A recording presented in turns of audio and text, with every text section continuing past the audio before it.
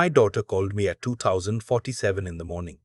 I know the exact time because I'd been lying awake anyway, the way I do most nights since my wife passed.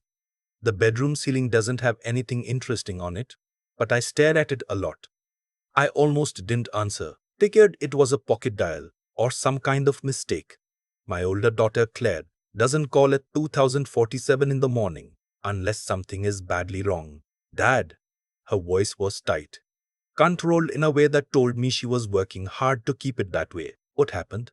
I need you to listen carefully and not ask questions until I'm done. She's an attorney. Family law, 14 years. She talks like that when she's in crisis mode. Is Marcus home? Marcus, my younger daughter's husband? They'd been living with me for 8 months by then. I assume so. It's 3 in the morning. Don't check. Don't make any noise. Dad, I need you to go to the garage right now. Get in your truck and drive to my house. Don't pack anything. Don't leave a note. Just go. I sat up slowly. 64 years old. Bad knee. Worse back. Sitting up slowly is just how it goes. Claire, you're going to have to give me something here. I will. I promise. But not on this phone. That phone might be compromised. I almost laughed. Compromised. Like we were in a movie.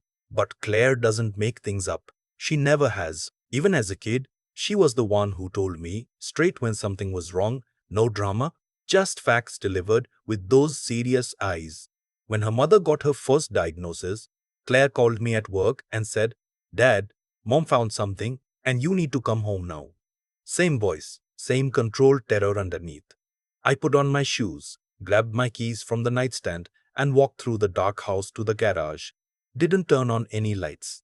Didn't look down the hallway toward the guest bedroom where my younger daughter Renee and Marcus slept. I backed the truck out quietly and drove to Claire's house in Scottsdale. She was waiting for me on the porch. It was cold for November in Arizona, and she had a cardigan pulled tight around her shoulders. She handed me a mug of coffee before I even got up the steps, which told me she'd been up for a while. How long have you known? She asked. Known what? She looked at me for a moment. Then she opened her front door and said, Come inside. I should back up. I should tell you how we got to that November morning, because it didn't happen overnight. These things never do. My wife Helen passed 26 months before that phone call. Pancreatic cancer. 11 weeks from diagnosis to the end. 11 weeks is nothing. It's a blink. One day we were talking about a trip to see her sister in Vermont. And then we weren't talking about anything at all. And I was standing in a kitchen that felt 3 times too big, figuring out how to make coffee for one. I'd been a mechanical engineer for 32 years. Retired at 62, 2 years before Helen died. We'd had plans. The Vermont trip. Maybe a cruise. Definitely more time with the grandkids. You make plans and then life changes the subject on you. And you have to figure out what the next chapter looks like when you didn't see the ending of the last one coming. Renee and Marcus had moved up to Phoenix from Tucson about a year before Helen got sick. Renee is my younger daughter, 41 now, works in hospital billing. Marcus does something with commercial real estate, or at least that's what he told people. I never entirely understood what his actual job was, which I now recognize as a warning sign I missed completely after Helen died. Then he started coming around more, which I appreciated. I am not too proud to say I was struggling. Grief does something to a house. It makes the square footage feel wrong, makes every room feel like a place where something used to happen and doesn't anymore. Having Renee there helped. It was Marcus who suggested they move in. We were sitting on my back patio, me and him, watching the sun go down behind the McDowell Mountains, and he said it very casually, like he'd just thought of it. You know, Renee worries about you out here alone. This house is big. We could help cover some expenses, keep you company, help with the yard. I told him I'd think about it. I thought about it. Claire had reservations that she expressed carefully, the way she expresses things she doesn't want to fight about. I just want to make sure it works for everyone, she said. Which meant she wasn't sure it would work for me, but she didn't want to say that directly. I told her I was 63 years old and I could manage my own decisions. They moved in 4 months after Helen passed. Renee was attentive and helpful in the early weeks. Marcus fixed a fence post that had been leaning for a year. They bought groceries and left them in the fridge. It felt like family. It felt like I wasn't alone in the house where my wife used to be. I don't know exactly when things started to shift. That's the honest answer. It wasn't one moment. It was 100 small things that individually made sense and collectively added up to something I should have seen clearly. Marcus started helping me with my finances. It started reasonably enough. I'm an engineer, not an accountant. Helen had always handled the bills and the investments, and when she died, I found myself looking at statements I didn't fully understand. Marcus said he had experience with investment management, that he'd helped his own parents organize their finances, that it would be easy for him to take over the bookkeeping while I focused on other things. I gave him access to my checking account, then my brokerage account. I told myself it was practical. He set up a new email address for me so that all the financial stuff goes in one place. I didn't think anything of it at the time. I was still learning to use the coffee machine Helen had bought the year before she got sick. Setting up a new email felt like a reasonable thing to let someone else handle. I stopped getting paper statements. Marcus said he'd gone paperless to reduce clutter. Made sense. Renee took over scheduling my doctor appointments, my cardiologist follow-ups, my knee specialist, a consultation with a neurologist after I mentioned having some headaches. Marcus came to that last appointment with me, talked to the doctor extensively about my memory concerns, which I hadn't described as memory concerns. I'd mentioned occasionally losing my train of thought when I was tired, which, at 63 and grieving and sleeping badly, seemed like just being human.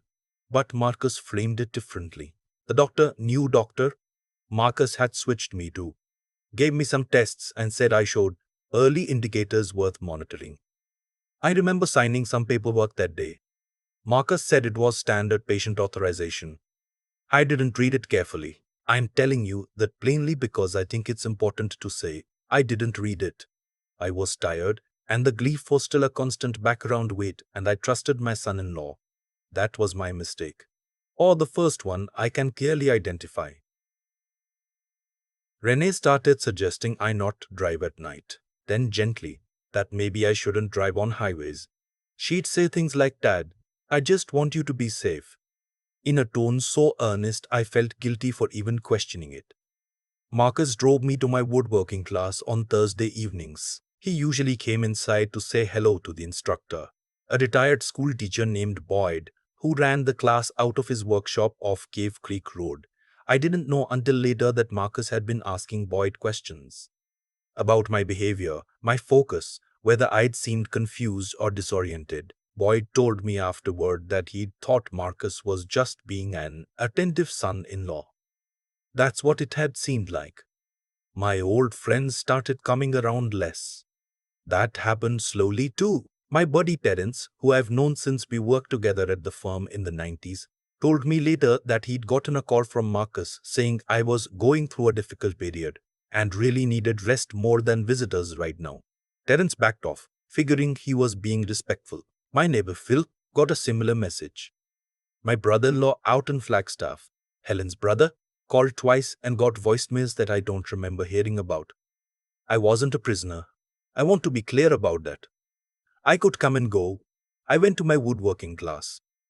I went to the hardware store, but the circle of people I talked to had quietly, invisibly narrowed, and I hadn't noticed because each individual change had a reason attached to it that sounded fine.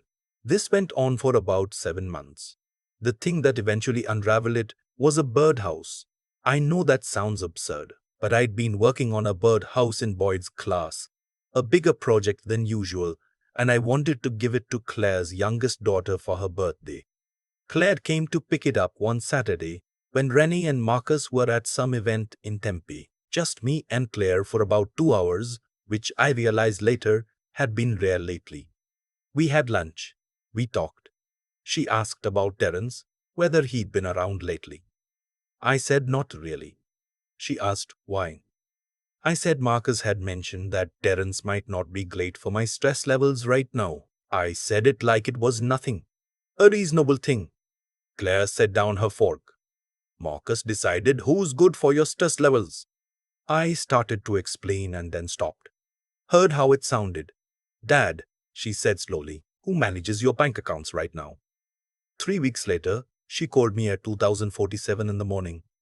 Inside her house, she spread documents on the kitchen table. Bank statements, transaction records, copies of paperwork that had my signature on it, including she showed me a power of attorney document granting Marcus financial authority over my accounts. I stared at my own signature on that document for a long time. I don't remember signing this, I said. I know. Her voice was very careful. Do you remember the appointment at Dr. Kellerman's office? About 14 months ago? The neurologist. The appointment where I'd been so tired. Where Marcus had talked to the doctor while I sat in the chair feeling hollowed out by grief and exhaustion. There was paperwork, I said. Yeah. Claire tapped the document. This was in it. She told me the rest of it over the next hour.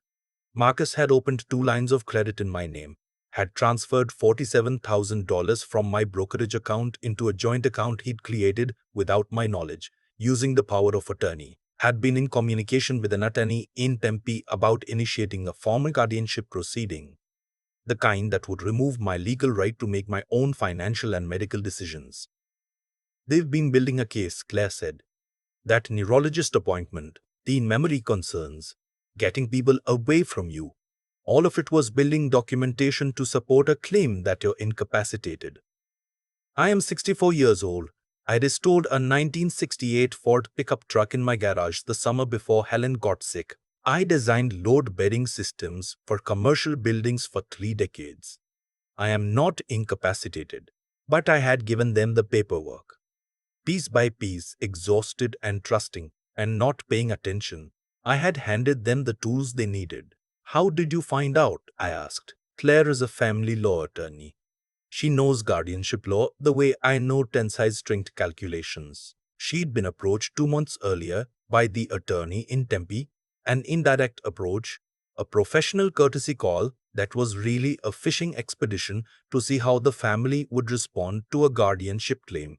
Claire had recognized it immediately for what it was. She'd spent 2 months gathering information before she called me. She'd hired a forensic accountant. She'd pulled the transaction records. She'd tracked the unauthorized accounts back to Marcus through the paper trail. Why didn't you tell me sooner? I asked. Because I needed to know what I was dealing with before I said anything. If I tipped them off before I had documentation, they could have moved money or covered tracks.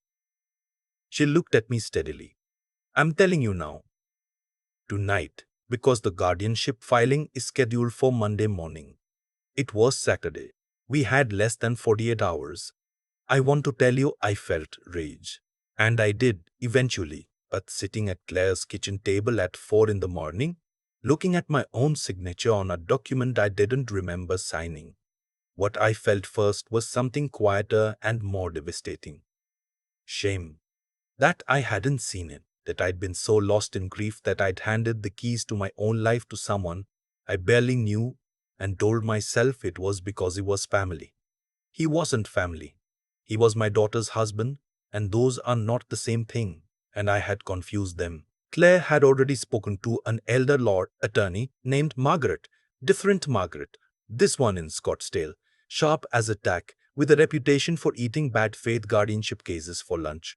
She'd also quietly documented some things I hadn't known about, including a conversation she'd had with Boyd, my woodworking instructor. After Boyd had gotten increasingly uneasy about the questions Marcus was asking and eventually called Claire directly. Boyd had put a recorder on his workbench 2 months earlier, habit of a man who'd learned to document things. In 5 Thursday evening sessions, he'd captured Marcus having conversations in the parking lot that Marcus clearly thought were private. Phone calls, fragments of discussions with the attorney in Tempe. Enough to show intent. Marcus talking about the timeline, about the old man's memory issues, about what they were entitled to given what they'd put in. entitled to what they'd put in. 8 months in my house, eating my food, using my electricity, and driving my truck to run their errands while they emptied my brokerage account.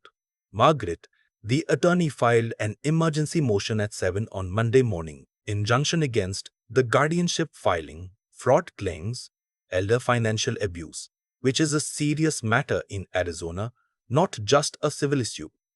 She froze the joint account Marcus had opened. She filed a complaint with Adult Protective Services. Marcus and Renee were still at my house when the sheriff's deputy showed up Monday afternoon. I was not there.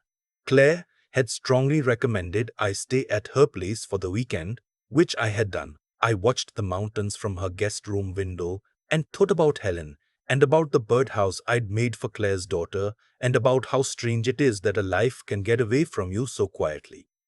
The deputy served Marcus with the fraud complaint and the asset freeze order. I'm told Marcus took it calmly. I'm told Renee cried. I don't know the exact words that were said. I wasn't there and I'm not sure I wanted to be. 2 days later, Renee came to Claire's house. She'd left Marcus, or at least that's what she said. She looked like someone who'd walked through a fire and wasn't sure yet how much of her was still standing. She was my daughter. She's been my daughter for 41 years. I opened the door. Dad, she said, I need you to know I didn't know about the accounts. I looked at her, really looked at her. Did you know about the guardianship? She didn't answer right away. That was its own kind of answer. I thought it was for your protection, she said finally. Marcus said you weren't managing well, and that we needed to formalize. He said I wasn't managing well. I kept my voice level. And you believed that. I was worried about you. Were you worried about the $47,000? She flinched. Good. She should have. Renee, I said, I love you. You're my daughter, and I will always love you. But you let someone convince you that I couldn't manage my own life.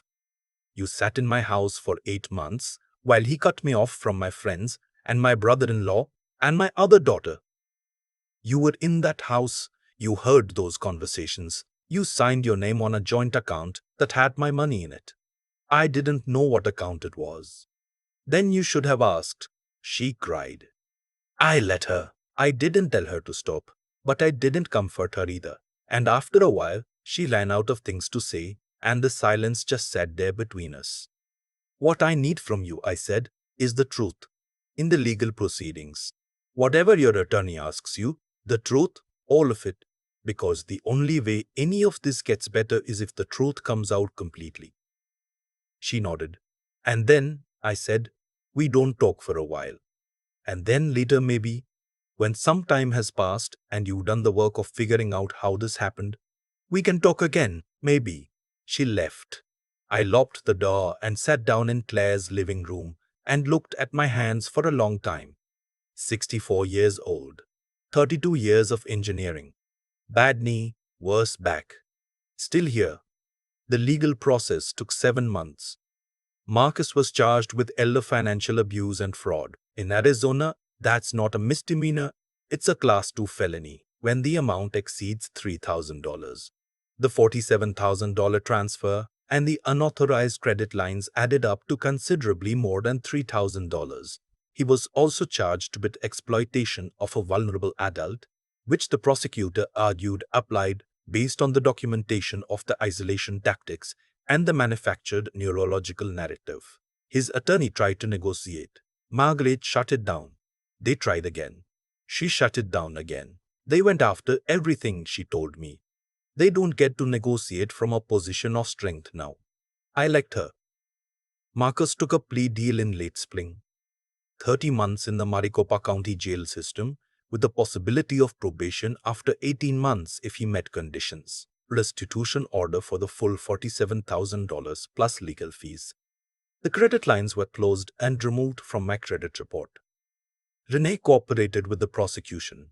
Her attorney negotiated immunity in exchange for her testimony, which was apparently quite detailed. She'd known more than she'd admitted to me at Claire's door, and the truth of that settled into my chest, like a stone that I'm still carrying.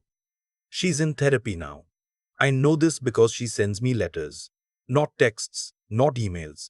Actual letters in envelopes with stamps.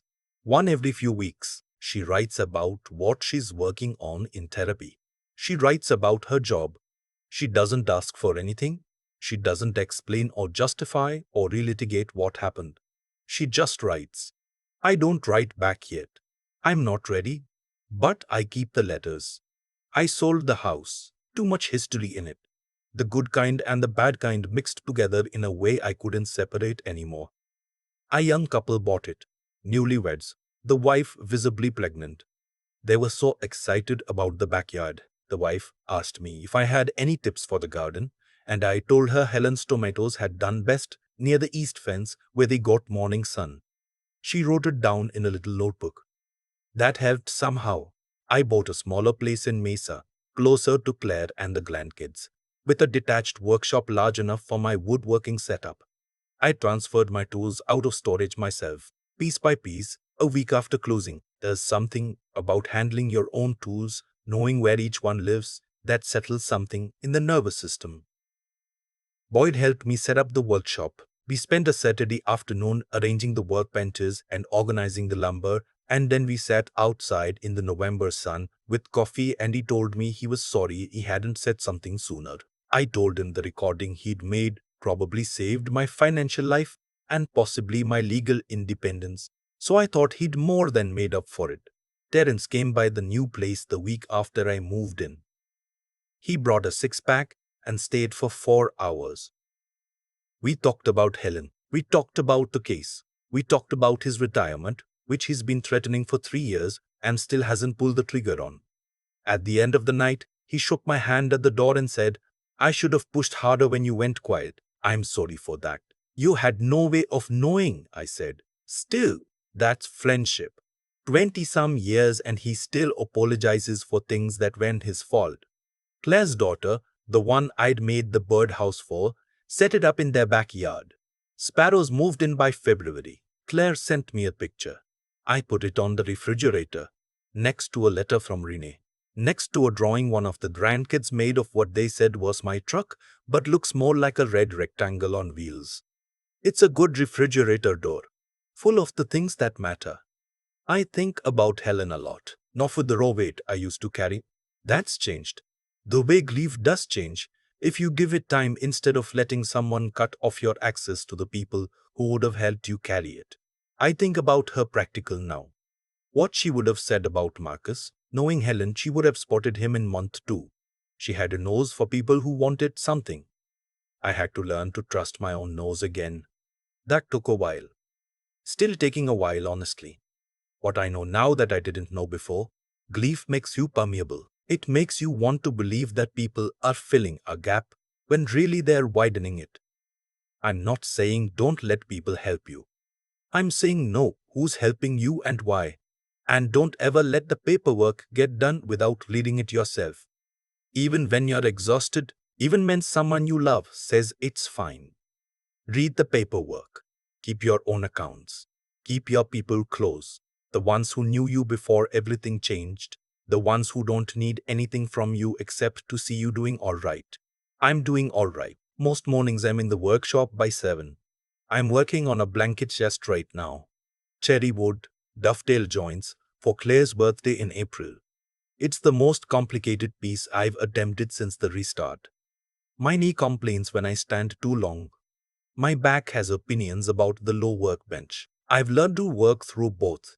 The shop smells like sawdust and linseed oil. Outside the window there are quail in the yard, the little ones with the top knot feathers, running in a group along the back fence. The Arizona sun comes through in long strips across the concrete floor. I wind up my tools at the end of each session. Put them back where they belong. Lock up. The house is mine. The accounts are mine. The mornings are mine. That's not nothing. That's everything. If someone is doing what Marcus and Renee did to someone you love or to you, call an elder law attorney. In Arizona and most states, elder financial abuse is a felony. Adult Protective Services takes these reports seriously. You don't have to wait until the paperwork is filed. You don't have to wait until the paperwork is filed. You don't have to wait until the money is gone. Call early. Document everything. Read the paperwork. And if someone tells you to get in your truck at 3 in the morning and drive to their house without asking questions, listen, some calls are worth answering. I've been thinking about the birdhouse lately. Not the legal case. Not the $47,000 or the power of attorney I signed without reading or the 30 months Marcus is serving. I think about the birdhouse because that's what started it. One Saturday afternoon with Claire, no Marcus in the room, just a father and his daughter talking the way we used to talk before I let someone quietly rearrange my life without noticing. That's the part that stays with me, not what they did, what I allowed. I don't say that to punish myself. I've done enough of that already. I say it because I think it's the most useful thing I can pass on. Grief opens you up in ways you don't expect.